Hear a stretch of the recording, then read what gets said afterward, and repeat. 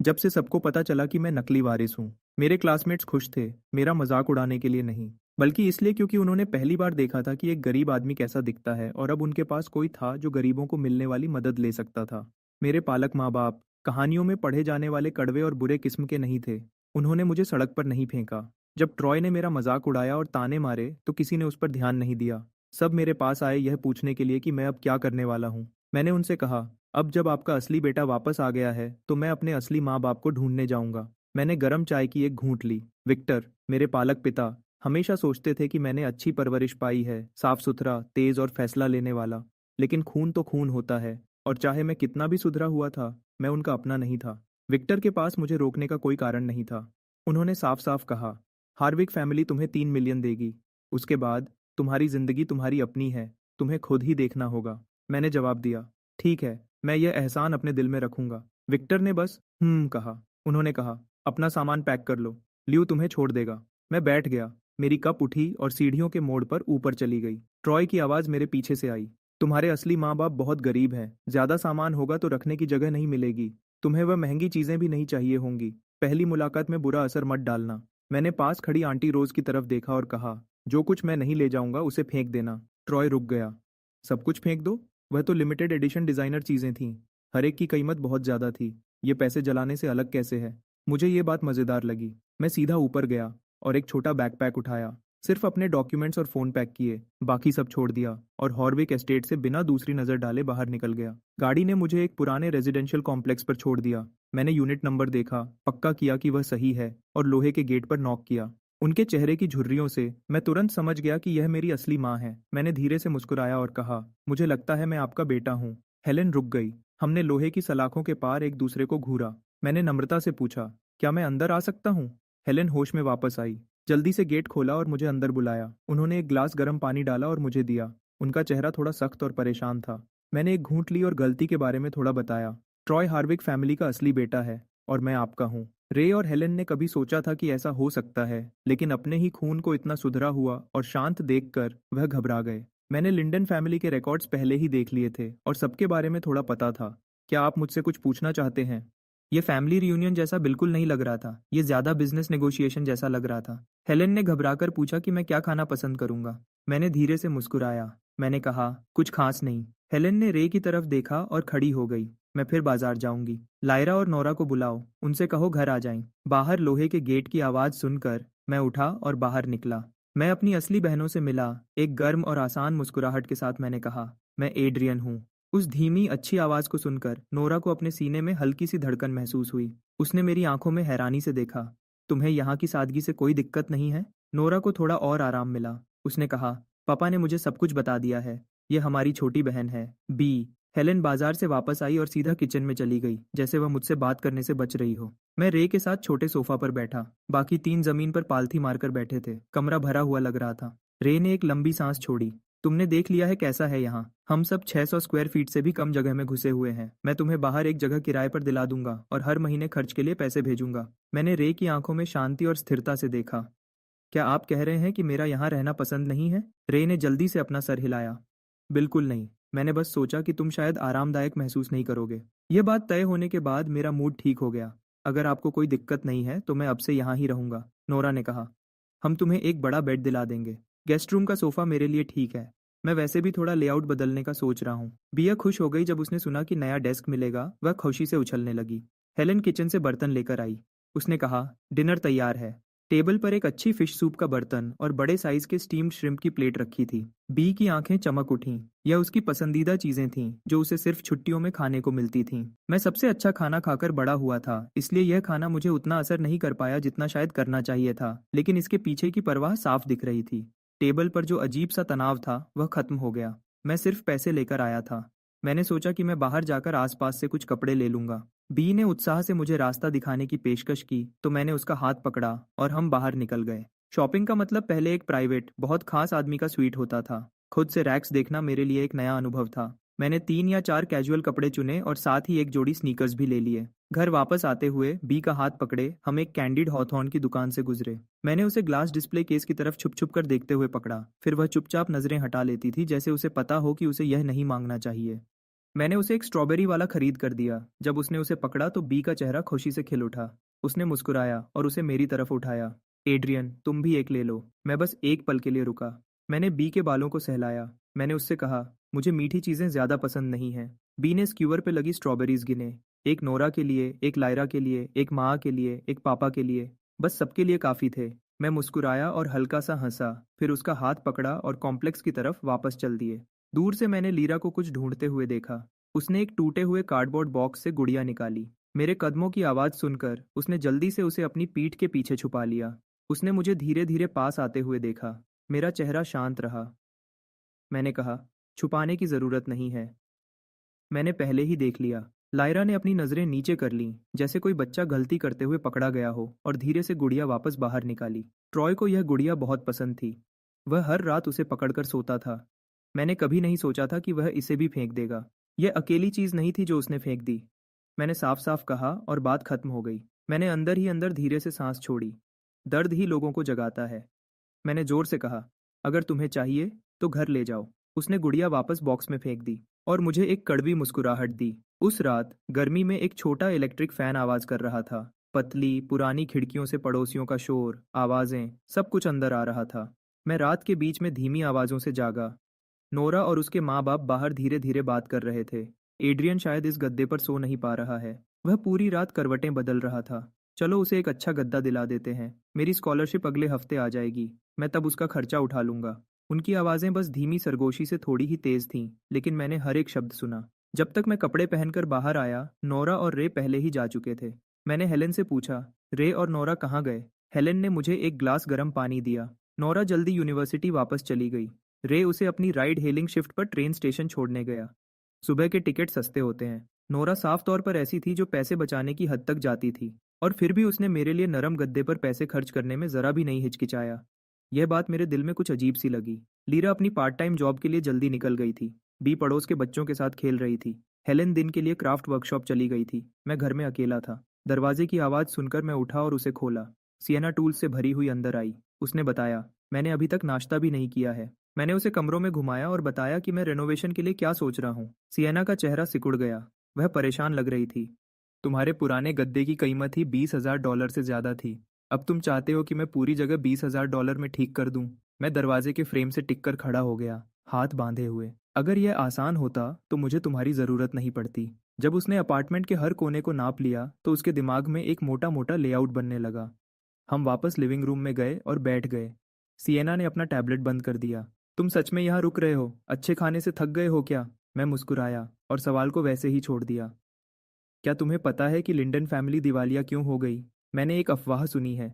कहते हैं नोरा ने काम पर हार्विक की तीसरी बेटी के बॉयफ्रेंड को टक्कर मार दी थी, और उस बेटी ने इस बात पर लिंडन फैमिली को बर्बाद कर दिया। ऊपर से तो ऐसा ही लगता है। हाँ, लेकिन सच मैं सबसे बेहतर जानती हूँ। नोरा ने यह सब नहीं किया था। अचानक दरवाजे पर आवाज़ हुई। रे अंदर भागकर आया। तुम बाहर घूमने नहीं गए थे क्या? मैंने पूछा। अपना फ़ोन चार्जर भूल गया था, बस उसके लिए वापस आया हूँ। उसकी नज़र मेरे बगल में खड़ी लड़की पर पड़ी। रे को लगा वह जानी पहचानी है। मैंने मौका देखकर उसका परिचय कराया। यह मेरी दोस्त सिएना है। मैंने उसे घर का नक्शा देखने के लिए बुलाया था। रे बिल्कुल शांत हो गया। उसने सिएना के बारे में सुना था। वह री से ताय तीसी रे के वह एक मशहूर डिज़ाइन जीनियस थी। उसने कम उम्र में ही बहुत सारे अवार्ड जीत लिए थे। अगर बहुत सारे लोग उसे अपने प्रोजेक्ट के लिए पैसे देते तो भी सिएना उनकी तरफ देखती भी नहीं थी। मैं आपके काम में रुकावट नहीं डालूंगा, रे ने कहा। मैं केबल लेकर चला जाऊंगा। सिएना को रोकने से डरते हुए रे ने केबल पकड़ी और जल्दी से बाहर निकल गया। हम दोनों ने ज़्यादा बातें नहीं की। सिएना जल्दी से नक्शा बनाने चली गई। मैंने अपने कागज़ इकट्ठे किए और बाहर जाते हुए क्राफ्ट वर्कशॉप पर रुकी। अंदर 7 या 8 औरतें काम में लगी थीं। वह प्रोडक्ट पर लेबल लगा रही थीं और काम करते हुए बातें कर रही थीं। मैंने दरवाजे से आवाज़ दी, हेलेन, मैं कुछ काम से बाहर जा रही हूँ। मैं दोपहर के खाने पर घर नहीं रहूंगी। हेलेन ने प्यार से मुस्कुराया। ठीक है, आज रात ज़्यादा देर मत करना। मैं भीड़ वाले बाजार के चौराहे से गुजरी। एक काली मिसी लारेन कार सड़क के किनारे खड़ी थी। मैंने पिछला दरवाज़ा खोला और अंदर बैठ गई। मेरे बगल में बैठी लड़की के चेहरे पर नरम और गर्म भाव थे। जब से उसने मुझे दूर से देखा था, उसकी नज़र मुझ पर ही थी। तुम सच में दिल की बुरी हो, उसने कहा। इतनी बड़ी बात, और तुम मुझे अब बता रही हो? मैंने अपने होंठ थोड़ा मोड़ दिए। तुम बाहर थी, पहले बताने से क्या हो जाता? तुम बाहर थी, पहले बताने से क्या हो जाता?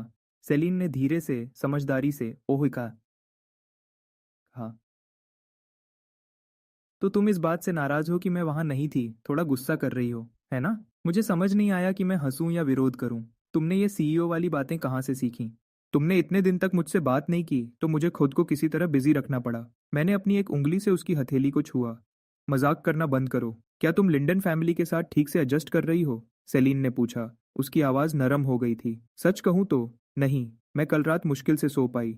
मैं सेलिन के कंधे पर झुक गई और उसकी धीमी स्थिर आवाज सुनकर मेरा सारा तनाव खत्म हो गया। मेरी आवाज धीमी हो गई। मैंने सिएना को देखने के लिए बुलाया है, कल से रेनोवेशन शुरू हो सकते हैं। वह हमेशा की तरह जल्दी बोली, अगर तुम सो नहीं पा रही हो तो आज रात मेरे घर रुक जाओ। जब मैंने जवाब नहीं दिया, उसने नीचे देखा और पाया कि मैं पहले ही गहरी नींद में थी। उसने एक मजबूर सी मुस्कान दी और ड्राइवर से एसी तेज करने को कहा। कार में नींबू जैसी खुशबू फैल गई। इससे मुझे हमेशा सुकून मिलता था। मैं सेलीन के कंधे पर 2 घंटे सोई। जब मैं जागी तब तक कार सरकारी बिल्डिंग के बाहर खड़ी थी। सेलीन ने मेरा हाथ धीरे से पकड़ा, धीरज से इंतजार करती रही जब तक मैं पूरी तरह जाग नहीं गई। तभी वह मेरे बगल में अंदर चली। घर के रजिस्ट्रेशन का ट्रांसफर जल्दी हो गया। सेलीन ने हर कदम को संभाला। जब सब कुछ पूरा हो गया तो मेरा residency record officially Lindon family में ट्रांसफर हो गया। रे के हाउस होल्ड रजिस्ट्री में हमेशा के लिए दर्ज हो गया। हम एक बड़े रेस्टोरेंट में स्टेक खा रहे थे, तभी मेरे फोन की घंटी बजी। हार्विक फैमिली ने मेरे अकाउंट में 3 मिलियन ट्रांसफर किए थे।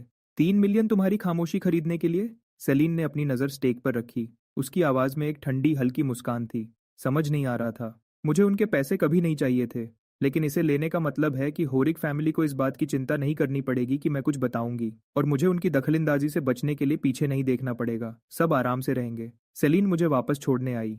कार हमेशा की तरह बाजार के चौराहे पर रुकी। उसने हाथ बढ़ाकर मेरे बालों को ठीक किया। उसकी आंखों में इतना प्यार था कि वह दिल को छू जाता था। उसने ड्राइवर को जाने को नहीं कहा जब तक मैं मुड़कर बाजार में चली नहीं गई। जब मैं कॉम्प्लेक्स वापस आई, लियर अपनी पार्ट टाइम शिफ्ट से अभी अभी वापस आई थी। मैंने जल्दी से हाथ मुंह धोए और टेबल पर अपनी जगह ले ली। मैंने पहले कभी ऐसी अचारी मछली नहीं खाई थी। उसके टुकड़े रेशम जैसे नरम थे और अचारी सब्जियां ताजी और अच्छी थीं। शोरबा खट्टा, तीखा और बहुत स्वादिष्ट था। यह ऐसा खाना था जिसे आप खाते ही रहना चाहते थे। यह पिछले 17 सालों में मेरा सबसे संतुष्ट करने वाला खाना था। मैंने सिर्फ शोरबे के 2 पूरे बोल खा लिए थे। हेलेन खुश हो गई। कल मैं कुछ नया बनाना सीखूंगी, उसने कहा। एड्रियन, लायरा ने ध्यान से हर शब्द चुनकर कहा। मैंने आज सेंट्रल हाई स्कूल में फोन किया था। अगर तुम चाहो तो वहां एक जगह खाली है जो ट्रॉय ने छोड़ी थी। स्कूल बदलने की बात सुनकर हेलेन ने अपनी नजरें नीचे कर लीं और होंठ दबा लिए। हमारी हालत ऐसी है कि हम तुम्हें क्रेस्टवुड एकेडमी में नहीं रख सकते। हमें बहुत अफसोस है। मुझे सच में लिंडन फैमिली की सोच समझ नहीं आई। पैसे नहीं है, माफ करना। घर बहुत छोटा है, माफ करना। प्राइवेट स्कूल का खर्चा नहीं उठा सकते, माफ करना। जो तुम चाहते हो उसके लिए माफ करने जैसा कुछ नहीं है। तुम अपने लिए लड़ते हो। दूसरों पर निर्भर रहने से तुम कहीं नहीं पहुंचोगे, भले ही वह इंसान तुम्हारा परिवार हो। यह सब कर मुझे हार्विक परिवार ने सिखाया था। लायरा, तुमने सोचा, इसके लिए शुक्रिया, लेकिन मैं क्रेस्टवुड में ही रहूंगी। इससे पहले कि हेलेन अपनी चिंता बताती, मैं पहले ही जानती थी कि वह क्या है। मैंने उसे रोकने के लिए हाथ उठाया। क्रेस्टवुड एकेडमी में साल में पहले आने वाले को पूरी फीस माफ हो जाती है। तुम्हें मेरे लिए अफसोस करने की जरूरत नहीं है। जो मुझे चाहिए वह मैं खुद हासिल करूंगी। ये मेरी पसंद है। इसके नतीजे मुझे भुगतने होंगे, तुम्हें नहीं। यह सुनते ही हेलेन की आंखें तुरंत लाल हो गईं। आंसू किनारों पर चमके लेकिन गिरे नहीं। उसने उन्हें रोका और एक नरम, सुकून भरी मुस्कान दी। लायरा ने खुद को संभाला। उसके चेहरे पर एक गर्म मुस्कान वापस आ गई। अगर तुम्हारे पास क्रेस्टवुड में रहने का कोई तरीका है तो हम पूरी तरह तुम्हारा साथ देंगे। क्रेस्टवुड सेंट्रल हाई से ज्यादा दूर नहीं है। अब से मैं तुम्हें स्कूल के बाद लेने आऊंगी। खाने के बाद लियर बर्तन धोने चली गई। मैं अपने कमरे में पढ़ने चली गई। अगली सुबह नाश्ते के बाद सब काम और स्कूल के लिए निकल गए। मैंने एक रात पहले सेलीन को फोन किया था ताकि दिन के लिए एक ड्राइवर ले सकूं। कार पहले ही कोने पर इंतजार कर रही थी। मैंने हेलेन को अलविदा कहा। हम तीनों कोने तक चले और कार में बैठ गए। लायरा कार को घूर रही थी। मैंने टोयोटा के बैज पर नजर डाली। मैंने सेलीन से उसकी सबसे सस्ती कार भेजने को कहा था। कोई सोच भी नहीं सकता था कि यह एक बिल्कुल नई एल्फार्ड होगी। सेलीन के लिए यह शायद सस्ती थी, लेकिन लिंडन फैमिली की पुरानी टूटी फूटी सेकंड हैंड कार के बगल में यह कार बिल्कुल अलग लग रही थी। क्या यह तुम्हारी दोस्त की कार है? लीरा को मुश्किल से यकीन हो रहा था। तुमने हार्विक फैमिली को छोड़ दिया और तुम्हारे पास अभी भी कार और ड्राइवर हैं। क्या तुम पक्का उनकी वारिस नहीं हो? मेरा चेहरा शांत रहा। मुझे कोई फर्क नहीं पड़ा। मैं बस सेलीन के इंतजाम से थोड़ा चुपचाप परेशान थी। वह पिछली सीट पर चुपचाप बैठी थी। लीरा, मुझे अपने काम का पता भेजो। लायरा को अचानक याद आया। ड्राइवर ने आराम से इंजन स्टार्ट किया। मैंने अपना फोन उठाया और सेलीन को मैसेज किया। क्या तुमने अभी अभी यह कार खरीदी है? उसने जवाब दिया। सेंट्रल हाई तक जाने में 1 घंटे से ज़्यादा लगता है। मैं नहीं चाहती थी कि तुम बेचैन हो और मैं इसे खुद भी सोने के लिए इस्तेमाल कर सकती हूँ। मैंने स्क्रीन को देखा और कुछ नहीं कहा, भले ही मैं अच्छे से जानती थी कि उसने यह मेरे लिए खरीदी थी। लायरा को रेस्टोरेंट पर छोड़ने के बाद कार आराम से वापस सड़क पर आ गई और सीधे क्रेस्टवुड एकेडमी की तरफ चल पड़ी। मैं शाम को घर पहुंची जब खाना लगाया जा रहा था। परिवार टेबल के चारों तरफ बातें कर रहा था। पिछले कुछ दिन लिंडन फैमिली के लिए अजीब थे। पहले दुनिया भर में मशहूर डिजाइनर सिएना खुद उनका घर ठीक करने आई थी। फिर उनका बेटा था जो उनकी उम्मीद से बिल्कुल अलग निकला। मुझे किसी भी बात से फर्क नहीं पड़ता था। हरविक के नाम की वजह से नहीं, बल्कि इसलिए कि मेरा कॉन्फिडेंस हमेशा मेरे अंदर से आता था। खाने के बाद मैंने नहाया और जल्दी सो गई। रे और हेलेन लिविंग रूम में अकेले रह गए। हेलेन ने अपने होंठ दबाए और देर तक सोचा, जैसे उसने आखिरकार अपना मन बना लिया हो। हम एड्रियन के रिश्तों को कम नहीं समझ सकते। हम अभी ज्यादा बूढ़े नहीं हुए हैं। हमें एक और कोशिश करनी चाहिए। रे ने पक्के इरादे से हाँ में सिर हिलाया। पिछले 2 दिन से जब से एड्रियन वापस आया है, मैं भी बहुत सोच रहा हूँ। इस परिवार की बेहतर जिंदगी के लिए हम जहाँ हैं वहीं रहने का सोच नहीं सकते। राइड हेलिंग से मुश्किल से पैसे मिलते हैं। जब बात आती है तो आपको अपना बिजनेस चाहिए। हेलेन ने लंबी सांस ली, उसका चेहरा उदास हो गया। लेकिन अभी बिजनेस मुश्किल है। रे ने हेलेन को करीब खींचा, उसकी बाहें उसके कंधों पर मजबूती से थीं। उसकी आवाज में एक शांत यकीन था। हमने पहले भी किया है, हम फिर से कर सकते हैं। अभी के लिए मार्केट को समझते हैं। पहले तैयारी करना ज्यादा सही रहेगा। अगली सुबह रे बी को स्कूल ले गया। क्रेस्टवुड एकेडमी, जो सबसे बड़ा प्राइवेट स्कूल था, वह सेंट्रल हाई के बिल्कुल सामने था जहां लायरा पढ़ती थी। लायरा और मैंने साथ में बस से जाने का सोचा। बस स्टॉप कॉम्प्लेक्स से ज्यादा दूर नहीं था। जब हम बस में चढ़े तब भी बहुत सारी सीट खाली थी। लायरा ने किराए के लिए 2 बार अपना कार्ड टैप किया, फिर मुझे पीछे की एक सीट पर ले गई। मैंने उसके बैग पर लगा हुआ ट्रांजिट कार्ड देखा। ये पहली बार था जब मैं पब्लिक बस में बैठा था और पहली बार मैंने ऐसा कोई कार्ड देखा था। ये तो बहुत काम का लगता है, मैंने कहा। तुमने अपना कहाँ से लिया? मुझे भी एक चाहिए अपने बैग पे लगाने के लिए। लायरा थोड़ी देर चुप रही, फिर कार्ड निकालकर मुझे दे दिया।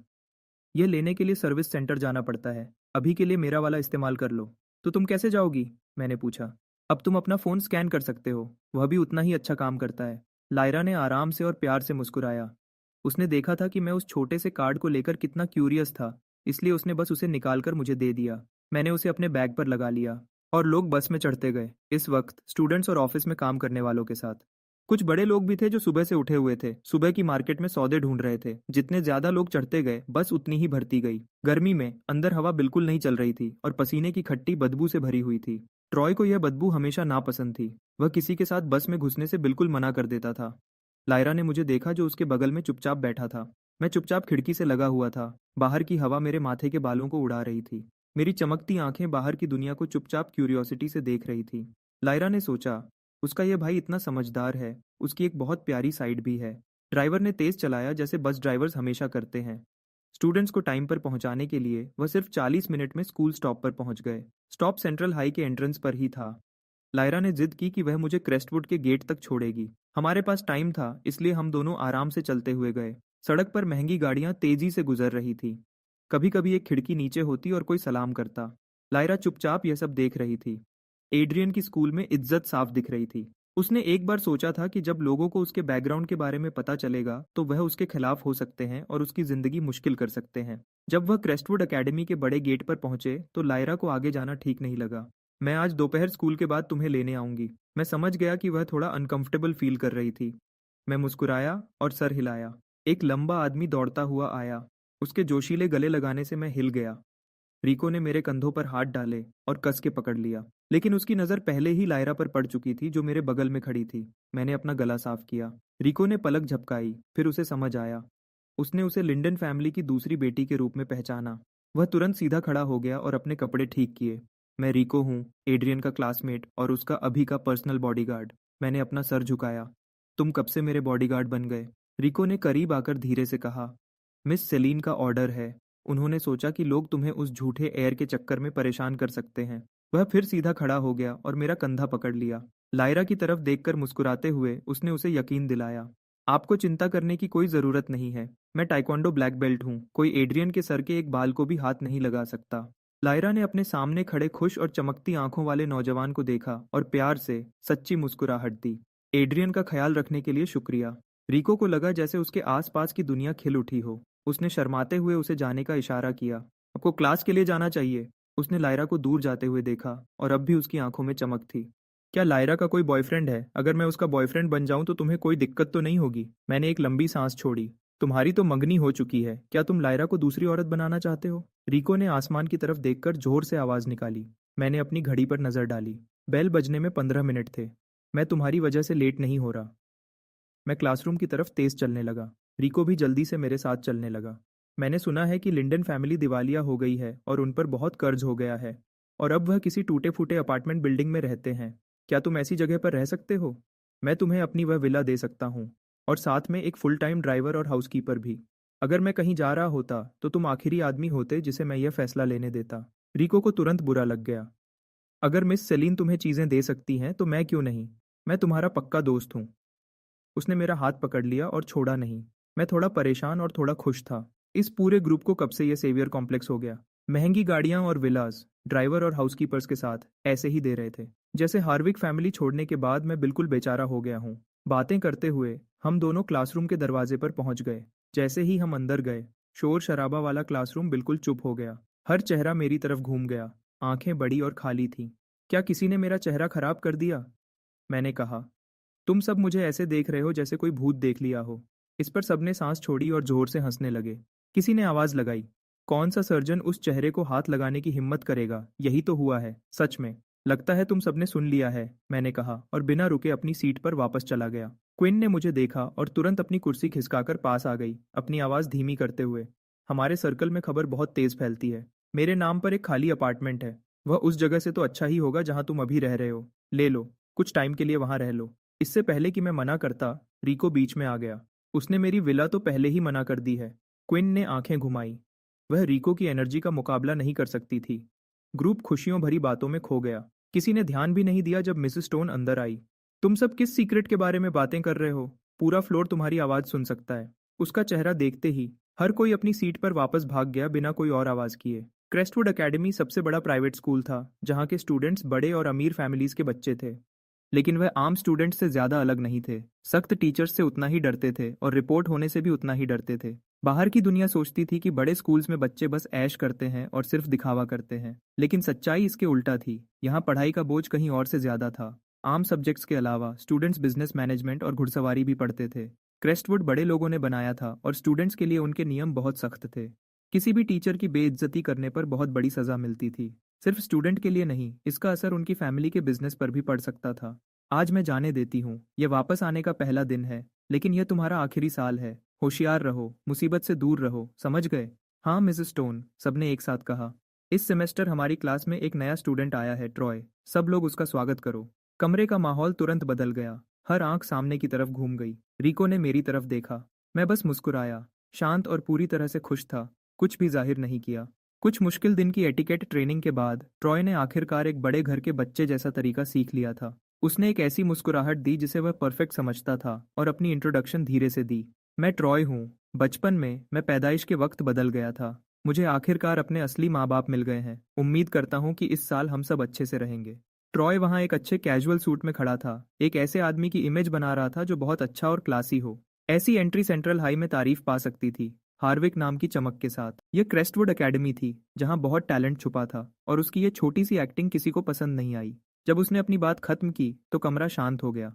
क्विन को उसकी एक्टिंग बिल्कुल पसंद नहीं आई। उसने आराम से कहा, असली हार्विक एयर तो कुछ और ही है। अभी अभी वापस आया है और उसने एड्रियन को पहले ही बाहर का रास्ता दिखा दिया है। ट्रॉय की आंखें तेजी से चमकीं। वह मासूम शिकार बनने का नाटक ऐसे करने लगा जैसे वह उसकी आदत हो। उसने अपनी नजरें नीचे कर लीं, जैसे उन शब्दों ने उसे कुछ नुकसान पहुंचाया हो। उसने कहा, मैंने सोचा था कि उनके साथ 17 साल रहने के बाद उसे जाना मुश्किल लगेगा, लेकिन उसने 3 मिलियन मांगे और पीछे मुड़कर देखे बिना चला गया। मुझे सच में समझ नहीं आता, वह इतना पत्थर दिल कैसे हो सकता है? तुम उसे पत्थर दिल कैसे कह सकते हो?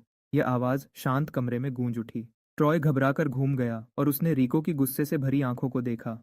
और उसके बगल में मैं था, शांत और पूरी तरह से मजे ले रहा था। मिस ई स्टोन की भौहें नाखुशी से सिकुड़ गईं। उसने रिको को घूरा, जिसने डेस्क पर हाथ मारा था, और खड़ा हो गया था। उसने कहा, बैठ जाओ अभी। ट्रॉय ने अपनी हल्की सी मुस्कुराहट को छुपाया। उसने अपनी जैकेट का किनारा पकड़ा और ऐसा लग रहा था जैसे वह एक बेचारा शिकार हो।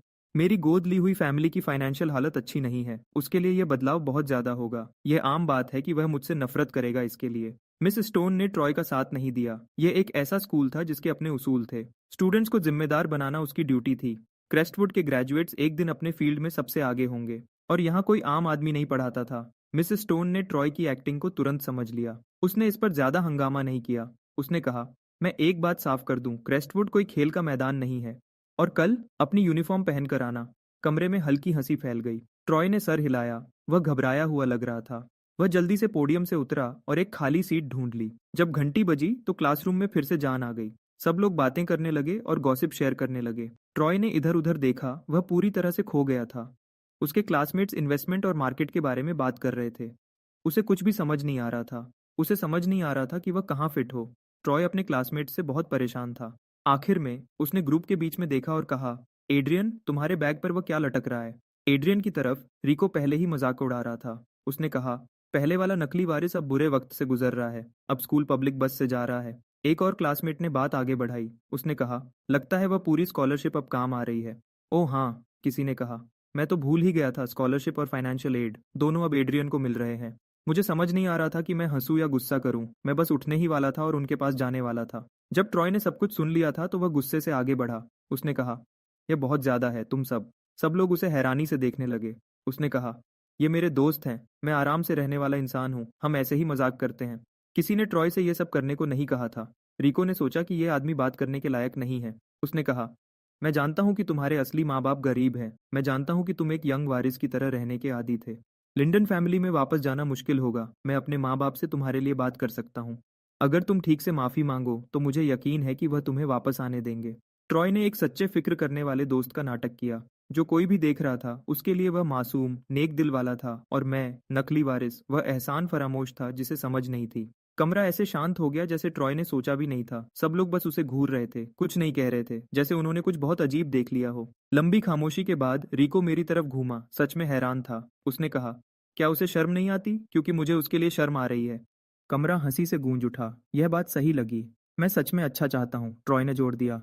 लिंडन फैमिली दिवालिया हो चुकी है, वह तुम्हें अच्छी जिंदगी नहीं दे सकते। उसने कहा, मेरे माँ बाप अच्छे लोग हैं, वह बस उस वक्त गुस्से में थे। तुम पीछे मुड़कर देखे बिना पैसे लेकर चले गए, लेकिन अगर तुम उनसे माफी मांगो तो मुझे यकीन है कि वह तुम्हें हार्विक फैमिली में वापस वेलकम करेंगे। मैं इस पर मुस्कुरा दिया, ऐसी मुस्कुराहट जिसके पीछे कोई शब्द नहीं थे। मैंने उस घर में 17 साल बिताए थे। मैं विक्टर और उसकी बीवी को ट्रॉय से कहीं ज्यादा अच्छे से जानता था। वह अपने खून के रिश्तों की भी परवाह नहीं करते थे, तो एक गोद लिए हुए बेटे का क्या चांस था? कोई जवाब न मिलने पर ट्रॉय ने बात बदल दी। उसने बताया, मशहूर डिजाइनर सियना मेरा कमरा दोबारा डिजाइन कर रही है। मेरे लिए यह नई बात है। मैंने कहा। मेरे होंठों के किनारे ऊपर उठे। ट्रॉय ने अपनी नजरें नीचे कर लीं और हल्की सी मुस्कुराहट दी। उसने कहा, मैंने उनसे कहा था कि इसकी ज़रूरत नहीं है, लेकिन उन्होंने कहा कि उन्होंने मुझे बहुत देर तक नज़रअंदाज किया है, और उन्होंने मुझसे कहा कि वह इसकी भरपाई करेंगे। वह सबसे अच्छे डिज़ाइनर को ला रहे हैं सब कुछ दोबारा करने के लिए, बिल्कुल वैसे ही जैसे मुझे पसंद है। मैंने अपना फ़ोन डेस्क पर सीधा रखा और स्पीकर पर कर दिया। तुम सच में एक्टिंग में घुस जाते हो, रिको ने रूखेपन से कहा। स्पीकर से एक गुस्से भरी आवाज़ आई। उसने कहा, यह पूरी तरह से बकवास है। मैंने कब किसी डिज़ाइन का काम करने के लिए हाँ कहा? ट्रॉय, है ना? मैंने उसे कल फोन पर दफा हो जाने को कहा था। क्या उसे बातें समझ नहीं आती या वह बस धीमा है? उसने खुद को हार्विक का वारिस कहने की हिम्मत की। कहा कि वह मुझे चुप रहने और काम करने के लिए पैसे देगा। कहा कि हार्विक फैमिली से पंगा लेना मेरे बस की बात नहीं है। मुझे उसके पैसों की परवाह नहीं है। मुझे इसकी भी परवाह नहीं कि वह कौन है या किस फैमिली से है। मुझे कोई हुक्म नहीं दे सकता।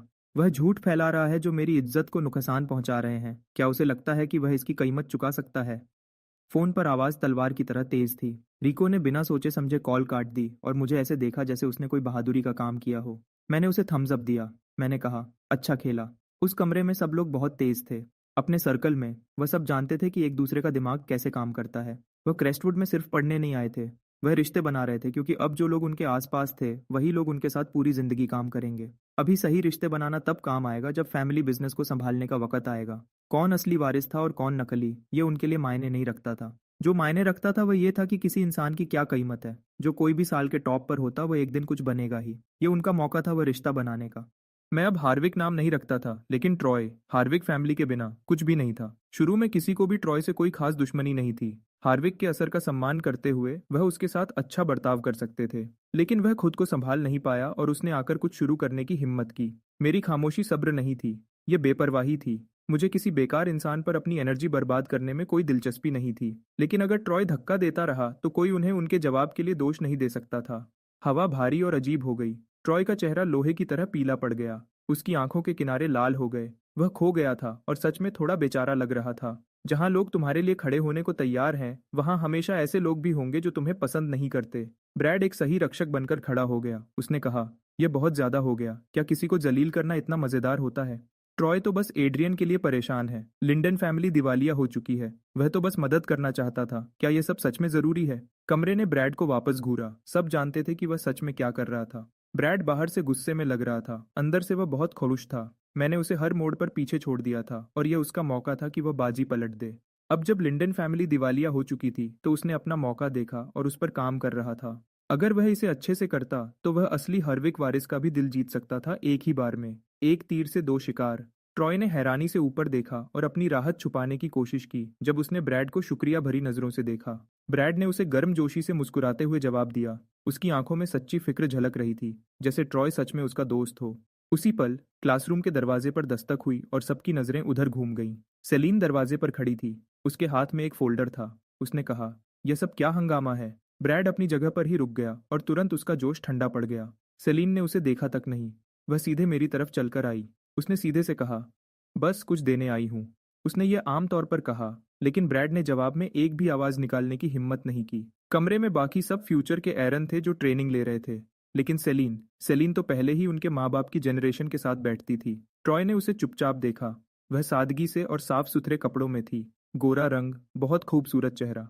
उसकी पूरी मौजूदगी कमरे से ऊपर थी। उसकी कलाई पर एक गहरे लाल रंग का बोढ़ी मोती का ब्रेसलेट था। जब वह उसके पास से गुजरी तो उसे हल्की सी सिट्रस की खुशबू आई। ट्रॉय सच में हिल गया था। उसने हमेशा सोचा था कि लायरा लिंडन फैमिली की सबसे खूबसूरत लड़की है, लेकिन इस लड़की के सामने लायरा उसके आसपास भी नहीं थी। उसने सोचा, और वह इतने सादगी से कपड़े पहने हुए है, वह बस एक डिलीवरी गर्ल या कुछ और होगी, फिर भी वह ऐसी दिखती है। जो ट्रॉय नहीं जानता था वह यह था कि सेलिन ने जो कपड़े पहने थे और उसके सिंपल एक्सेसरीज के साथ, खासकर वह बॉडी मोती का ब्रेसलेट, हार्बर व्यू में एक विला से भी ज्यादा के थे। क्विन ने छेड़ते हुए कहा, ऐसा क्या है जिसके लिए सेलिन खुद यहाँ तक आई है? सेलिन की नज़र मुझ पर पड़ी और उसने वह गर्माहट छुपाने की कोई कोशिश नहीं की जो सिर्फ मेरे लिए थी। उसने कहा, मैं एड्रियन की पर्सनल एरेंड गर्ल हूँ। एक पत्ता भी हो तो मैं खुद डिलीवर करूंगी। कमरा छेड़ने वाली हंसी से गूंज उठा। सेलिन और मैं जरा भी नहीं हिले, पूरी तरह से आराम से थे और इस बारे में पूरी तरह से खुले थे। सब जानते थे कि वह एक दूसरे के लिए क्या थे। बचपन के दोस्त, साथ साथ बड़े हुए, दोनों एक दूसरे के दिल की बात जानते थे। कुछ छुपाने जैसा नहीं था। उन्होंने इसे ऑफिशियल नहीं किया था क्योंकि वक्त सही नहीं था। दोनों ने अभी के लिए अपने करियर को पहले रखने का फैसला किया था। सेलिन ने फोल्डर मेरी डेस्क पर रखा और कमरा तुरंत हैरानी से उसके आसपास इकट्ठा हो गया। सब लोग देखने के लिए आगे झुके। यह प्रोजेक्ट प्रपोजल बहुत अच्छा है। एड्रियन कभी मायूस नहीं करता। लगता है इस साल की जगह तुम्हारी है। मेरा प्रपोजल का स्कोर काफी ज्यादा था, मैंने कहा। मैंने और कुछ नहीं कहा। मैं ऐसे पीछे होकर बैठ गया जैसे मैं पहले ही जीत चुका हूँ। ट्रॉय ने बगल से देखा। उसने इसे पहचान लिया। बिया ने यह बनाया था। ये उस छोटी लिंडन लड़की का काम है ना? एक बच्चे की घिसम-पिटी चीज को एक सीरियस प्रोजेक्ट प्रपोजल बनाकर पेश किया गया है।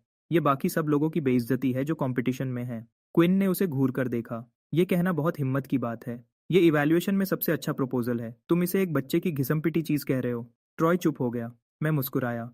बिया ने इसमें बहुत मेहनत की है। उसने ये खास मेरे लिए बनाया है। तुम में से किसी की भी खाली थ्योरी इसका मुकाबला नहीं कर सकती, मैंने कहा, और मैंने हर बात दिल से कही थी। सबने इसका विरोध किया। मुझे कह रहे थे कि मैं तरफदारी कर रहा हूँ। सेलिन, क्या तुम इसके बारे में कुछ कर सकती हो? सेलिन ने अपने दोनों हाथ अपनी जेबों में डाल लिए। वह थोड़ा सा मेरी डेस्क पर झुकी। एड्रियन हमेशा से मुझे ऑर्डर देता आया है। मैं कौन होती हूँ उसे संभालने वाली? मैं धीरे से हंसा और हाथ बढ़ाकर उसके ब्रेसलेट को पकड़ लिया।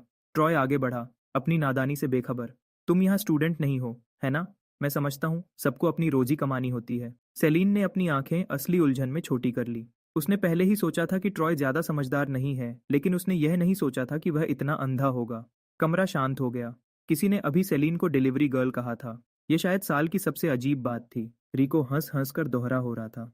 तुम्हें लगता है सेलिन एक डिलीवरी गर्ल है? मैंने अपनी आईब्रो उठाई, पूरी तरह से हैरान था। मैंने ट्रॉय की समझदारी के बारे में जो भी अच्छी सोच रखी थी वह सब वापस ले ली। वह मासूम नहीं था, वह बस सच में पूरी तरह से बेवकूफ था। कोई जो इन अमीर वारिसों के ग्रुप के साथ हंसता और मजाक करता है, कोई जिसे सब सेलीन कहते थे उस खास इज्जत के साथ, वह आम नहीं हो सकती थी। सेलीन ने मेरे हाथ की तरफ देखा। सिएना ने मुझे कुछ देने को कहा था। प्लान्स और फर्नीचर तैयार हो गए हैं। वह जानना चाहती है कि क्या कल से शुरू करना ठीक रहेगा। मैंने अपनी आवाज धीमी रखी। मैं उसे बाद में बताऊंगा। मैंने ऊपर देखा और उसकी आंखों में देखा। तुमने एक्विजिशन डील खत्म कर ली है। तुम्हारी इस हफ्ते फ्लाइट है ना? मैंने उसका ब्रेसलेट छोड़ दिया और उसके हाथ को धीरे से छुआ। जाओ फिर, अपनी फ्लाइट मत छोड़ना। मैं तुम्हारे लिए कुछ वापस लाऊंगी, सेलीन ने कहा, धीरे से अपनी उंगली से मेरी ठोड़ी को छूते हुए। उनकी आवाजें इतनी धीमी हो गई थीं कि उनकी अपनी एक शांत दुनिया बन गई थी, जैसे उनके आसपास एक अदृश्य दीवार खड़ी हो गई हो। बाकियों ने खुद ब खुद उसे जगह दे दी, चुपचाप यह सब देख रहे थे। रिको ने अपनी ठोड़ी हाथों पर रखी हुई थी।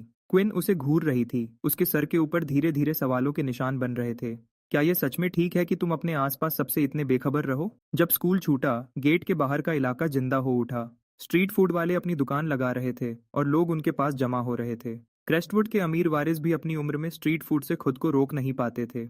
लोगों की लगातार भीड़ में लायरा अलग दिख रही थी। उसकी मौजूदगी नर्म और चुपचाप दिल को छू लेने वाली थी, जैसे किसी और जमाने की तस्वीर हो। एक शांत उदासी उसके चेहरे पर छाई हुई थी। अगर लायरा कभी किसी पुराने जमाने के ड्रामा में काम करती तो मैंने सोचा वह बिना कोशिश किए भी दिल तोड़ देगी। सबूत के लिए रिको को ही देख लो। जैसे ही उसने लायरा को देखा, वह पलक झपकाना भूल गया। फिर दो आवाजें एक साथ आईं। मैंने आवाज का पीछा किया और देखा ट्रॉय का चेहरा चमक रहा था, एक बड़ी मुस्कुराहट के साथ लायरा की तरफ दौड़ते हुए। उस मुस्कुराहट को देखकर लायरा के अंदर कुछ दो अलग दिशाओं में खिंचने लगा। उसने उन दिनों को याद किया जब वह स्कूल के बाद उससे मिलने जाया करती थी। कैसे वह उसी उत्साह के साथ उसकी तरफ दौड़ता हुआ आता था। वह अपने उस छोटे भाई से बहुत प्यार करती थी। जब लिंडन फैमिली पहली बार दिवालिया हुई, कुछ वक्त तक सब कुछ वैसा ही रहा। वह अब भी बस से साथ घर जाते थे। कभी कभी उनका मन पैदल चलने का करता था। आधे रास्ते में ट्रॉय हमेशा उससे उसे उठाने को कहता था और लायरा हंसती और उसे अपनी पीठ पर बैठाकर बाकी रास्ता घर तक ले जाती थी। उसकी पीठ पर बैठकर वह कहता था, मेरी बहन दुनिया की सबसे अच्छी बहन है, मैं सबसे खुश बच्चा हूँ। और फिर सब कुछ बिखर गया। कुछ वक्त बाद मुस्कुराहट गायब हो गई। उसकी जगह कुछ टेढ़ा और बदसूरत आ गया। मैं इस बस से तंग आ गया हूँ, बस हो गया। तो मुझे वापस उठाकर ले चलो। तुम्हें क्या हो गया है? तुम थोड़ा सा भी नहीं चल सकती बिना थके? क्या तुम एक बाइक नहीं खरीद सकती? पैसे नहीं है तो जाकर नौकरी कर लो। आखिर में उसने उसे छोड़ दिया। वही बहन जिसे उसने कभी दुनिया की सबसे अच्छी बहन कहा था। लायरा ने घूंट भरा। उसे समझ नहीं आ रहा था कि अब वह उसका सामना कैसे करे। ट्रॉय ने कुछ भी नोटिस नहीं किया। उसकी मुस्कुराहट चमकती और मीठी रही। मुझे तुम्हारे साथ स्कूल जाना बहुत याद आता है। अफसोस है कि मैं क्रेस्टवुड ट्रांसफर हो गया। मेरे क्लासमेट्स मुझे ज्यादा पसंद नहीं करते।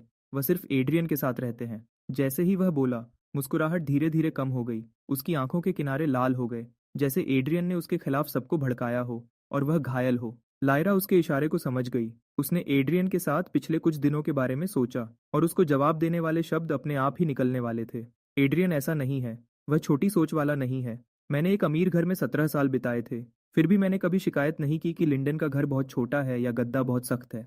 मैंने हेलेन को बताया कि उसका खाना बहुत अच्छा है। मैंने बिया के लिए मिठाई खरीदी। मैंने सोचा कि हर फैमिली मेंबर को क्या चाहिए और चुपचाप उसका ख्याल रखा। मैं इतना अच्छा था, इतना सच में इतना अचानक अच्छा था कि लायरा को गिल्टी महसूस हुआ। एक बड़ी बहन होने के नाते वह मेरे लिए ज्यादा कुछ नहीं कर पाई थी और फिर भी मैं ही सबका ख्याल रख रहा था। ट्रॉय का चेहरा जम गया। उसने सोचा था कि जैसे ही मैं हार्विक एस्टेट से बाहर निकलूंगा और वह खराब जगह देखूंगा, मेरे अंदर की सारी अमीराना हवा निकल जाएगी। लेकिन लायरा सच में मेरे बारे में अच्छा सोचती थी। सिर्फ 2 या 3 दिनों में वह अपने पुराने भाई के साथ 17 साल भूलकर मुझे अपना चुकी थी। लायरा को इतनी साफ तरह से मेरी तरफदारी करते सुनकर ट्रॉय चुप हो गया। मैं मुस्कुराया। मुझे नहीं पता था कि ट्रॉय बहनें जमा करता घूम रहा है। मेरी आंखों की आरामदायक गर्मी बदल गई। एक शांत तीखापन आ गया। तुम्हें बस दूसरों की चीजें लेना पसंद है, मैंने कहा, उनकी बहनों समेत। लायरा के चेहरे से उदासी एकदम से हट गई। एक नर्म मुस्कुराहट उसके होंठों पर वापस आ गई और उसने ट्रॉय को दोबारा नहीं देखा। मेरी आंखों में एक पल के लिए रोशनी चमकी। मेरे होंठ का कोना धीरे से, बिना जल्दी किए, ऊपर उठा। हम दोनों को साथ चलते हुए देखकर ट्रॉय की आंखों में तेज जलन आ गई। उसने हमारी पीठ देखी जब हम हंसते और बातें करते जा रहे थे। यह सब कभी उसका था। ट्रॉय ने अपने दांत पीसे। उसकी मुट्ठियां इतनी कसकर बंद थीं कि उसके नाखून उसकी हथेलियों में चुभ रहे थे और उसे कुछ भी महसूस नहीं हुआ। उसकी सांसें तेज हो गईं। जब हमारी शक्लें पूरी तरह गायब हो गईं, तभी ट्रॉय धीरे धीरे होश में आया। जो कुछ भी उसने कभी चाहा था, वह अब उसके पास था। दौलत, हॉरिक नाम की शान। कुछ भी नहीं है यह लोग, उसने खुद से कहा। वह असली हॉरिक का वारिस था। जैसे ही उसने हॉरिका स्टेट देखा, वह फैला हुआ शानदार विला, उसके अंदर की नफरत खत्म हो गई। वह गहरी अंदरूनी खुशी से मुस्कुराया। ट्रॉय ने आंटी रोज पर ऐसे गुस्से से बात की जैसे वह इस सब के लिए पैदा हुआ हो। तुम वहां क्या खड़ी हो? जाओ चाय बनाओ। आंटी रोज ने थोड़ा सा झुककर सलाम किया। हाँ यंग मास्टर। जब से यह यंग मास्टर आया था, जब भी विक्टर और उसकी पत्नी बाहर होते थे, घर के नौकर बहुत डर डर कर रहते थे, सांस लेने की भी हिम्मत नहीं करते थे। छोटी से छोटी बात भी जो उसे पसंद नहीं आती थी, उस पर डांट पड़ती थी। गलत चाय, बदल दो। खाना पसंद नहीं आया, वापस किचन में। एड्रियन ने कभी अपना गुस्सा नहीं खोया था। कम से कम उसने उनके साथ इंसानों जैसा बर्ताव किया था। लेकिन यह नया यंग मास्टर जरा सी बात पर भी कप और प्लेट फेंक देता था, जैसे वह नौकर नहीं थे, बस ऐसे औजार थे जिन्हें वह अपनी मर्जी से इस्तेमाल कर सकता था। ट्रॉय की आवाज फिर आई, तेज और धमकी भरी। आंटी रोज होश में आई और जल्दी से चाय लेकर आई। ट्रॉय ने कप उठाया और एक घूंट पिया। अगले ही पल उसने वह सीधा आंटी रोज पर फेंक दिया। उसने खुद ब खुद पीछे कदम हटा लिया, लेकिन इतनी तेज नहीं। गरम चाय उसके पैर के ऊपर गिर गई। आंटी रोज ने अपना सर नीचे रखा, चुपचाप लाल हुई स्किन को रगड़ रही थी। वह झुकी और कप उठाया। मैं नहीं बनाऊंगी, उसने कहा। बटलर ने हर पल को देखा था। उसने अपने चश्मे ठीक किए। वह धीरे से, बिना जल्दी किए, आगे बढ़ा। यंग मास्टर, उसने धीरे से कहा, आपके अदब लिहाज की क्लास का समय हो गया है। ट्रॉय ग्लेड, कौन सी अदब लिहाज की क्लास? बटलर के चेहरे पर कोई बदलाव नहीं आया। होम कमिंग बैंकेट इस हफ्ते के आखिर में है। मास्टर और मैडम ने खास तौर पर कहा है कि आप समय पर पहुंचें और बैंकेट में कुछ भी गलत ना हो। ट्रॉय झट से खड़ा हो गया। इसका क्या मतलब है? अपनी जगह जानो। तुम तो बस हार्विक फैमिली के एक टंकवाडार नौकर हो। तुम्हारी हिम्मत कैसे हुई मुझे हुक्म देने की? अदब लिहाज सिखाने वाली टीचर ने ट्रॉय को बिल्कुल भी नरमी नहीं दिखाई। हाथ में स्केल लिए, पत्थर जैसा चेहरा बनाए, वह हर गलती को सख्ती से ठीक करती थी, उसकी हैसियत की परवाह किए बिना। वह ऐसा इसलिए कर पाती थी क्योंकि विक्टर और उनकी पत्नी उसके साथ थे। बटलर ने शांति से, बिना जल्दी किए, सर हिलाया। दोनों यंग लेडीज होमकमिंग बैंकेट के लिए वापस आ रही हैं। ट्रॉय रुका। उसने सुना था कि हर्विक बहनें आसान नहीं हैं, लेकिन फिर भी यह पहली बार था जब वह अपनी असली बहनों से मिल रहा था। उसे अच्छा असर डालना चाहिए। एक बार जब वह उनका दिल जीत लेगा तो वह हार्विक फैमिली का पक्का बेटा बन जाएगा। फिर देखते हैं कौन उसको नीचा दिखाने की हिम्मत करता है। ट्रॉय ने अपना गुस्सा पी लिया और बहुत न चाहते हुए अपनी क्लास में गया। हारिका स्टेट के ठंडे सख्त माहौल के बिल्कुल अलग लिंडन फैमिली का छोटा घर गर्माहट से भरा था। पूरा परिवार खुशी खुशी एक साथ बैठा था, एक दूसरे को खाना परोसने के लिए हाथ बढ़ा रहे थे। ड्रमस्टिक्स सबके बीच इधर उधर घूम रहे थे। छोटे बच्चों को ड्रमस्टिक्स मिलते हैं, बड़ों को विंग टिप्स और बीच वालों को मिड विंग्स। हेलेन मुस्कुराई और लायरा के कटोरी में एक मिड विंग रखा। ड्रमस्टिक्स मुझे और बी को मिले, एक एक। लायरा आमतौर से ज्यादा खुश लग रही थी। हो सकता है ट्रॉय को दोबारा देखकर उसे वह सुकून मिल गया हो जिसकी उसे जरूरत थी। मैंने अपनी कटोरी में रखे ड्रमस्टिक को देखा। मेरे सीने में कुछ अनोखा और गर्म सा महसूस हुआ। हार्विक फैमिली खाने के अदब लिहाज को बहुत गंभीरता से लेती थी। बैठने की जगह दूर दूर रखी जाती थी। टेबल पर बात करना बिल्कुल मना था, और कोई भी आवाज करना भी। एक दूसरे को खाना परोसना तो बिल्कुल ही मुमकिन नहीं था। विक्टर और उनकी पत्नी तो वैसे भी घर पर कम ही रहते थे। दोनों बेटियों को पढ़ाई के लिए विदेश भेजा गया था। ज्यादातर समय मैं अकेला खाता था। लिंडन फैमिली ऐसी बिल्कुल नहीं थी। जो भी अच्छा होता था वह सब मिल बांट कर खाते थे। वह छोटी सी जगह में घुसे हुए पूरे खाने के दौरान हंसते और बातें करते थे, और कमरे की गर्माहट बिल्कुल असली थी। जिंदगी उसके हर कोने में भरी हुई थी। शायद एक असली घर ऐसा ही महसूस होता है।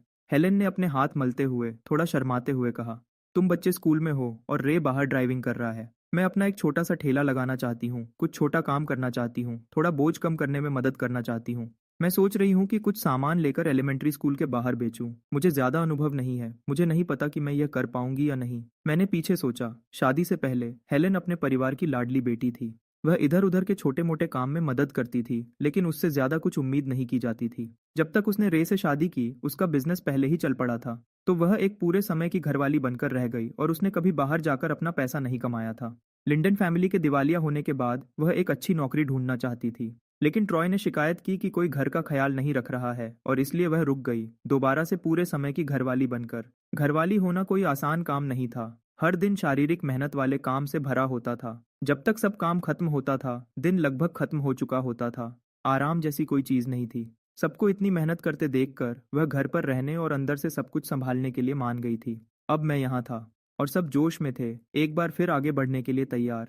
हेलेन भी इसका हिस्सा बनना चाहती थी। उन्होंने तुरंत उसका साथ दिया।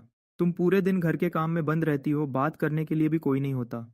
रे मान गया। बाहर ठेला लगाना, ये बहुत अच्छा लगता है। कुछ ऐसा करो जिसका कोई मतलब हो। चाहे इससे पैसा मिले या ना मिले, इसे घर से बाहर निकलने और अपना दिमाग साफ करने जैसा समझो। रे ने अपनी चॉपस्टिक्स नीचे रखी और हेलेन का हाथ अपने दोनों हाथों में ले लिया। इतने सालों से तुमने बहुत कुछ दिया है, और अपने लिए शायद ही कुछ किया हो। हर किसी को यह महसूस करने का हक है कि वह कुछ बना रहा है। अगर तुम ठेला लगाना चाहती हो तो जरूर करो। पूरे परिवार का पूरा साथ मिलने पर हेलेन ने धीरे से सुकून की सांस ली। फिर उसने मेरी तरफ देखा। मैं अकेला था जिसने कुछ नहीं कहा था। मैंने सोच विचार किया और ध्यान से जवाब दिया। स्टेशनरी बेचने के लिए बहुत सारा सामान चाहिए होता है, जिसका मतलब है शुरू में ज्यादा खर्चा। और एलिमेंट्री स्कूल के बच्चों के पास ज्यादा जेब खर्च नहीं होता। नुकसान फायदा बराबर होने में बहुत समय लग सकता है। हमारे इलाके के पास स्कूल के घंटे एक जैसे रहते हैं और पास के स्ट्रीट फूड के ठेले अच्छा बिजनेस करते हैं। आप इसकी बजाय खाना बेचने पर विचार कर सकती हैं। उस इलाके में कई स्कूल हैं, बहुत सारे ग्राहक मिलेंगे। सुबह जल्दी उठना मुश्किल होगा। आपको ताजे सामान तैयार करने के लिए जल्दी उठना पड़ेगा। लेकिन साफ साफ कहूँ तो मैं ठेले के विचार के पक्ष में हूँ। हेलेन ऐसे मुस्कुराई जैसे उसके ऊपर से कोई बोझ उतर गया हो। थोड़ी मेहनत से किसी को नुकसान नहीं होता, लेकिन मुझे तो बस घर का खाना बनाना आता है। मुझे फैंसी स्ट्रीट फूड के बारे में कुछ भी नहीं पता होगा। आपका खाना ज़्यादातर रेस्टोरेंट से बेहतर है, और हम फैंसी के लिए नहीं जा रहे हैं। बात वह नहीं है। पेट भरने वाला अच्छा नाश्ता वही बिकता है। इसके लिए ज़रूर एक बाजार है। क्या बेचना है इसके लिए मुझे डर है कि मेरे पास ज़्यादा कुछ बताने को नहीं है। स्कूल के गेट के बाहर बहुत सारे स्ट्रीट फूड के ठेले होते हैं। मैं कभी एक पर भी नहीं रुका। मैंने कभी देखा भी नहीं कि वह क्या बेचते हैं। हर्विक का वारिस होने का मतलब था शरीर, पेशकश और सख्ती से नियंत्रित आहार पर हमेशा ध्यान देना, हर समय अपनी छवि बनाए रखना। हार्विक फैमिली पक्का मानती थी कि सड़क किनारे का खाना उनके लिए नहीं है, उससे खाने से परिवार की छवि खराब होगी। ज्यादा खाने वाले के रूप में देखा जाना हार्विक नाम पर एक दाग माना जाता था। वहां रहते हुए मैंने अपनी असली भूख कब की खत्म कर दी थी। हार्विक फैमिली ने देखा कि मैं मुश्किल से खाता हूं, तो उन्होंने एक के बाद एक शेफ बदले इसे ठीक करने की कोशिश में। बाद में मुझे समझ आया कि समस्या कभी खाना नहीं थी, वह उस घर का ठंडा घुटन भरा माहौल था। लायरा ने एक पल सोचा।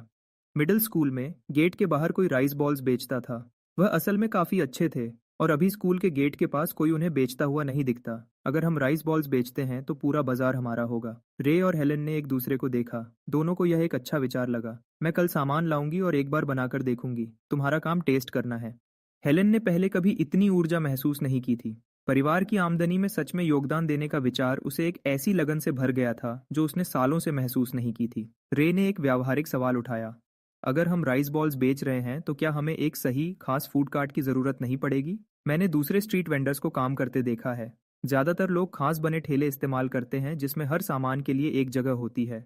बहुत व्यवस्थित। लायरा को अचानक याद आया। पुराने ठेले में राइस बॉल्स को गर्म रखने के लिए एक स्टीमर बॉक्स का इस्तेमाल होता था। हालांकि मुझे लगता है कि एक लकड़ी का बैरल भी उतना ही अच्छा काम करेगा। उसे नॉन वोवन कपड़े से अच्छे से ढक दो और वह गर्मी को ठीक से रोक कर रखेगा। रे ने उत्साह से अपनी घुटने पर थपकी मारी।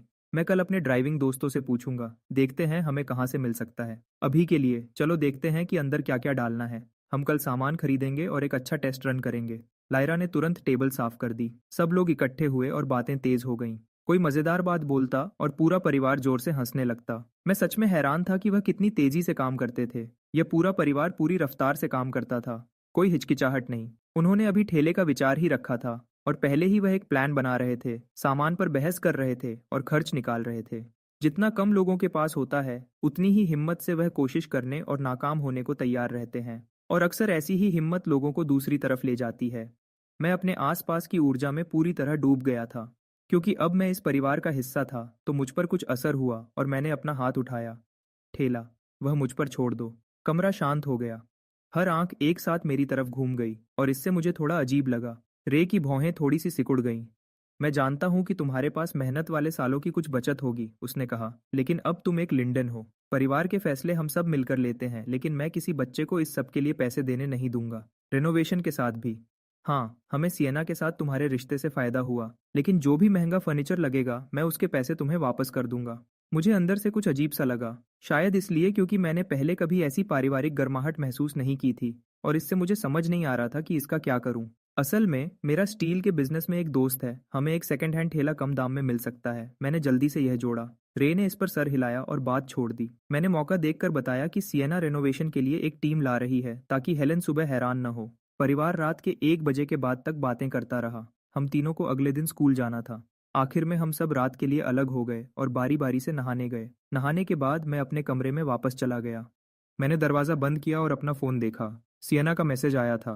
मैं समझ गया था कि उसने इस काम में बहुत मेहनत की है। सामान और फर्नीचर के आखिरी हिसाब में उसने मुझसे मजदूरी का कोई पैसा नहीं लिया था। शायद उसने अपनी ही टीम का इस्तेमाल किया था। सिएना बाहर के ठेकेदारों पर कभी भरोसा नहीं करती थी। कुछ लोग काम जल्दी खत्म करते थे और ठीक से नहीं करते थे, जो उसके स्टैंडर्ड से कम होता था। बड़े और खास इंटीरियर काम के लिए वह अपनी खुद की टीम रखती थी। जरूरी काम हमेशा उनकी अपनी टीम ही करती थी। वह मजदूरी का खर्चा क्लाइंट के बिल में जाना चाहिए था, यह उसका अपना खर्चा निकालने का तरीका था। दोस्तों के बीच वह इतनी छोटी बातों पर ध्यान नहीं देती थी। मैंने हमेशा सियना को बहुत गुस्से वाली समझा था, लेकिन वह उन लोगों में से थी जिन पर मैं सबसे ज्यादा भरोसा करता था। जब वह किसी पर गुस्सा करती थी तो हमेशा कोई वजह होती थी, जैसे कोई क्लाइंट जिसे कोई समझ नहीं थी, या कोई जो अच्छे काम की कदर करना नहीं जानता था। इसके लिए आप सियना को दोष नहीं दे सकते थे, गलती हमेशा दूसरे की होती थी। मैंने उसके हिसाब में लिखी रकम ट्रांसफर कर दी और अगले ही पल उसका मैसेज आया, ट्रॉय पागल हो गया है। जानते हो उसने फोन पर क्या कहा? उसने मुझे अपने से नीचा बताया। उसकी हिम्मत कैसे हुई? गुलामी सदियों पहले खत्म हो चुकी है और यह आदमी अभी भी लोगों को ऊंच नीच में बांट रहा है। और फिर उसने हार्विक नाम से मुझे धमकाने की हिम्मत की। कहा कि अगर मैंने डिजाइन का काम नहीं किया तो हार्विक्स मुझे ब्लैकलिस्ट कर देंगे। मजेदार बात है, वह खुद को क्या समझता है। और क्लेयर और विक्टर तो पूरी तरह से पागल हो गए हैं उस आदमी की वजह से मुझे मना कर दिया, क्योंकि उन्हें खेल खेलना पसंद था। ट्रॉय ने जैसे ही फोन काटा, हार्विक का इनविटेशन मेरे हाथ में आ गया। क्या मैं पार्टी में जाकर उसे शर्मिंदा कर दूं? मैं उस आखिरी लाइन पर रुका और जवाब दिया, जाओ। अगले दिन मैं क्लासरूम में क्विन से मिला। उसने उस इनविटेशन की बात की जो उसे मिला था, अपनी खुशी मुश्किल से छुपा रही थी। मैं हार्विक होमकमिंग बैंकेट में जरूर जाऊंगी, ये मौका छोड़ने जैसा नहीं है। मैं पूरा इवेंट तुम्हारे लिए लाइव स्ट्रीम करूंगी। क्विन रिको को इतना अच्छे से जानती थी कि उसने पूछा, वह कोई हंगामा करने का प्लान तो नहीं बना रहा ना? वह ऐसी बातें खुलेआम कह सकते थे क्योंकि उन्होंने हालात को अच्छे से समझ लिया था। इस वक्त हार्विक से टक्कर लेना तो ठीक है। हार्विक परिवार कई पीढ़ियों से बिजनेस में था, उनकी ताकत को कम नहीं समझा जा सकता था। जो भी उस बैंकेट में जाकर उन्हें सबके सामने शर्मिंदा करता, उसे इसकी कीमत चुकानी पड़ती। क्विन ने आगे कहा, रिको, शायद तुमने सुना नहीं होगा, हमें कुछ भी करने की जरूरत नहीं है। क्या तुमने खबर नहीं देखी? हार्विक की 2 बेटियां वापस आ रही हैं। उन दोनों ने खुद ब खुद मेरी तरफ देखा, जैसे मेरे पास जवाब होगा। मैंने अपनी आईब्राउ उठाई। मैं अब एक गरीब हाई स्कूल का स्टूडेंट हूँ। मेरी जानकारी तुम्हारी जानकारी से मैच नहीं कर सकती। क्विन ने अपनी आईब्राउ उठाई, साफ तौर पर मजाक में। गरीब हो या नहीं, तुम अभी भी वारिस हो। जब हम तीनों क्लासरूम में वापस आए, हमें ट्रॉय की आवाज का आखिरी हिस्सा सुनाई दिया। मेरे माँ बाप एक होमकमिंग बैंकेट दे रहे हैं ताकि मुझे हार्विक का वारिस के रूप में इंट्रोड्यूस कर सकें। मेरे इस सर्कल में कोई दोस्त नहीं है। उम्मीद करता हूँ सब आ पाएंगे। उसने मुझे दरवाजे से अंदर आते हुए देखा और मुस्कुराया, उसकी वह मासूम सी मुस्कान। बैंकेट में अच्छा खाना होगा और मेरे माँ बाप ने मेरे लिए नए कपड़े खरीदे हैं। तुम आकर जो पसंद हो चुन सकते हो। कपड़े तुम्हारे लिए खरीदे गए थे, वह तुम्हारे हैं। एड्रियन पुराने कपड़े नहीं पहनता। और खाना, उसे कोई दिलचस्पी नहीं है। क्विन ने साफ साफ कहा। जब भी मैं ट्रॉय का सामना करता था, मैं अपने दोस्तों को अपने आसपास महसूस करता था। मैं अब हार्विक का वारिस नहीं था, लेकिन मेरे पास लोगों की कमी नहीं थी जो मेरा साथ देते थे। मैंने ट्रॉय को दोबारा नहीं देखा। मैं अपनी सीट पर वापस चला गया। ऊपर देखे बिना मैंने कहा, हार्विक के एटिकेट टीचर को थोड़ा काम करने की जरूरत है। इनविटेशंस पहले से दिए जाते हैं, ये वाला नहीं गिना जाएगा। मैंने अपना बैग डेस्क के साइड में लटका दिया। ट्रॉय ने अपने हाथ आपस में मसले, ऐसे लग रहा था जैसे उस पर गलत इल्जाम लगा हो। मैं जानता हूँ तुम्हारे असली परिवार के पास ज्यादा कुछ नहीं है। वहां वापस जाना तुम्हारे लिए बहुत मुश्किल होगा। मैं तुम्हें बैंकेट में इनवाइट करना चाहता था। अगर तुम बस माफी मांग लो तो मुझे यकीन है मेरे माँ बाप तुम्हें वापस आने देंगे। रिको ने उसकी तरफ उंगली की। किस बात की माफी मांगे? एड्रियन ने आखिर गलत क्या किया? ट्रॉय चुप हो गया। उसकी आंखों के किनारों पर आंसू भर आए। मासूम शिकार बनने का नाटक पूरे जोर पर था। उसने यह सब शुरू किया और अब वह खुद रो रहा है, जैसे उसे ही परेशान किया जा रहा हो। ब्रैड इस मौके को हाथ से जाने नहीं देगा। वह तुरंत ट्रॉय का बचाव करने के लिए आगे बढ़ा।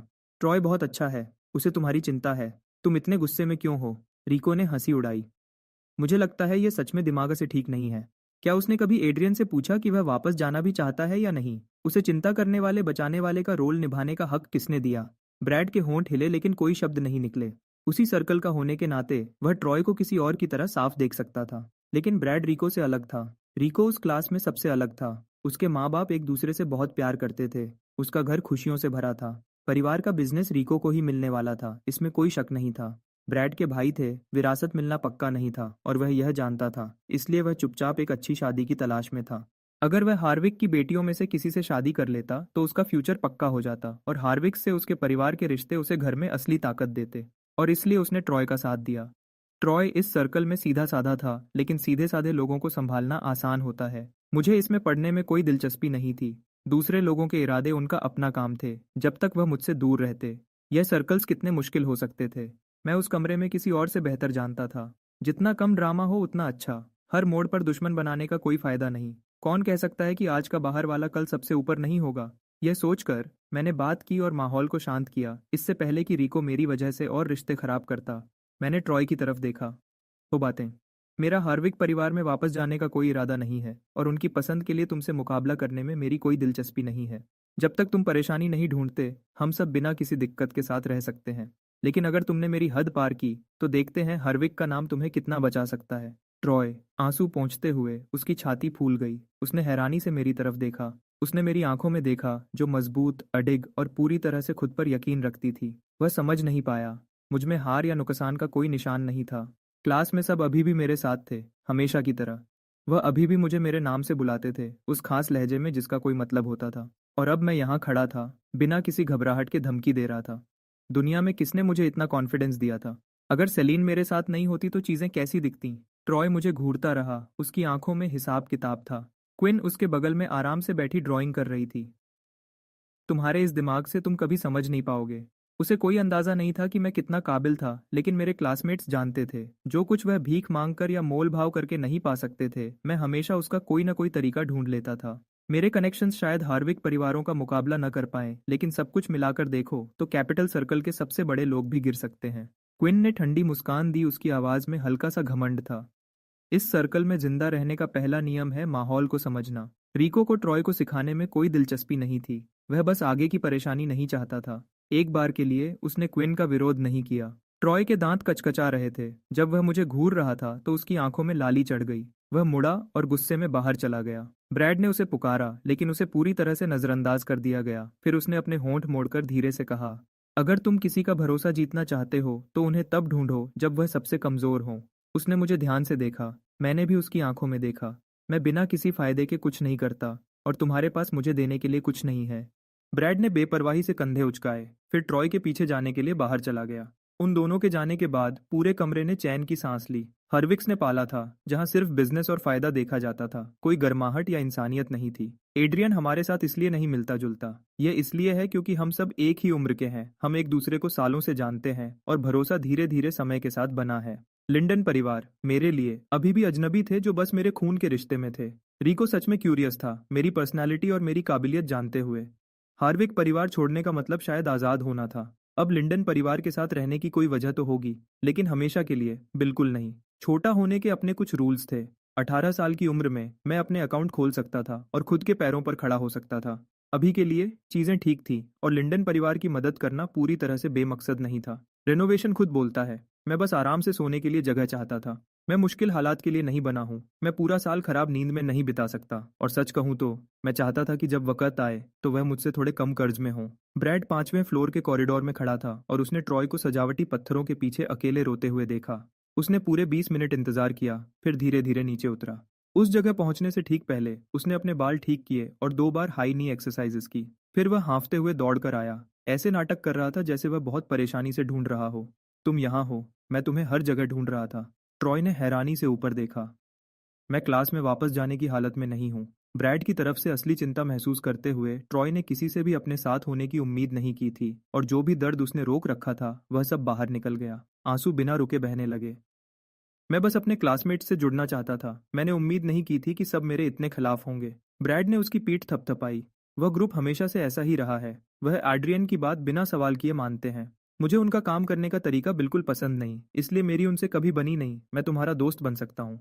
ट्रॉय की आंसू भरी आंखों में कुछ चमक उठा। उसने जोर से सर हिलाया और धीरे से शुक्रिया कहा। हार्विक फैमिली में वापस आने के बाद ट्रॉय के पास बात करने के लिए कोई नहीं था। विक्टर और क्लेयर घर पर कम ही रहते थे। दोनों बहनें अभी भी बाहर थीं।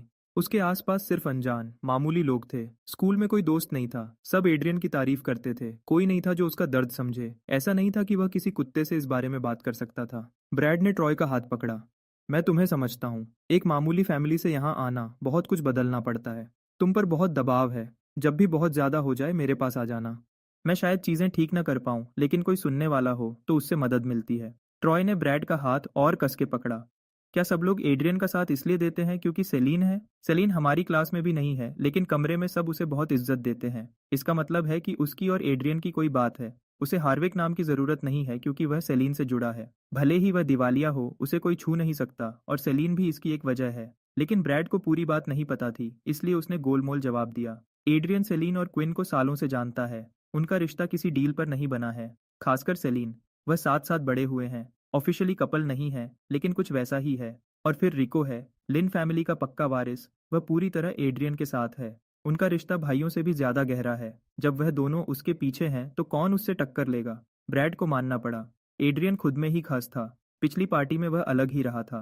तो ट्रॉय ने सोचा कि एड्रियन की जो भी ताकत है वह पूरी तरह सेलिन और रिको की वजह से है। क्या लू फैमिली सच में इतनी ताकतवर है? उसने पूछा। ब्रैड ने जवाब दिया।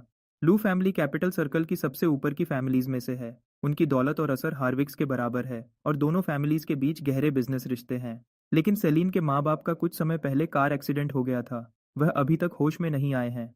सेलिन के पास जल्दी जिम्मेदारी संभालने के अलावा कोई और रास्ता नहीं था। यह कैपिटल सर्कल में कोई राज नहीं है और सेलिन खुद भी कोई मामूली शक्ति नहीं है। जब यह हुआ तब वह अभी हाई स्कूल से पास हुई थी। उसने विदेश में पढ़ाई छोड़ दी और सीधे पूरे ल्यू एम्पायर को चलाने लगी। पिछले एक साल में एक भी बड़ी गलती नहीं की और वह उसे बहुत अच्छे से चलाती है। सर्कल के बड़े लोग उसकी बहुत इज्जत करते हैं। वह उसे डायरेक्टर लू कहते हैं। ब्रैड की बातें सुनते हुए ट्रॉय ने अनजाने में अपनी जैकेट का दामन ठीक किया। उसके दिमाग में कुछ चल रहा था। हार्विक और लू फैमिलीज करीब थे। अगर सेलिन उसकी मंगेतर बन जाती तो एड्रियन अपना सबसे बड़ा फायदा खो देता। पुराने रेजिडेंशियल कॉम्प्लेक्स में वापस हेलेन आज राइस बॉल्स बना रही थी। बहुत सारे इंग्रेडिएंट्स थे जिन्हें यूज करना था। रे ने अपनी ड्राइविंग शिफ्ट छोड़ दी और उसकी मदद करने के लिए घर पर ही रहा। जब रे ने सिएना के लिए दरवाजा खोला तो वह थोड़ा हैरान दिखा। वह जल्दी से एक तरफ हो गया और इज्जत से उसे अंदर आने का इशारा किया। सिएना अंदर आई और उन्हें अदब से नमस्ते किया। उसने किचन में चल रही हलचल पर नजर डाली और थोड़ी ऊंची आवाज में बोली, मैं एड्रियन की दोस्त हूँ। मैं कमरों पर काम करने के लिए कुछ लोगों को लाई हूँ। उम्मीद है यह ठीक रहेगा। हेलेन ने जल्दी से अपने हाथ पोंछे और बाहर आई। कृपया बैठिए और चाय लीजिए। सिएना ने हाथ से इशारा किया। उसकी ज़रूरत नहीं है। एड्रियन ने कहा है कि सारा पुराना फर्नीचर हटा दो, अपने कपड़े और पर्सनल चीज़ें पैक कर लो। अगर कुछ रखना चाहते हो तो मुझे बताओ कहाँ रखना है। मेरे लोग उसका ख्याल रख लेंगे। हेलेन और रे ने एक दूसरे को देखा। दोनों थोड़े हैरान थे। रे ने ध्यान से पूछा,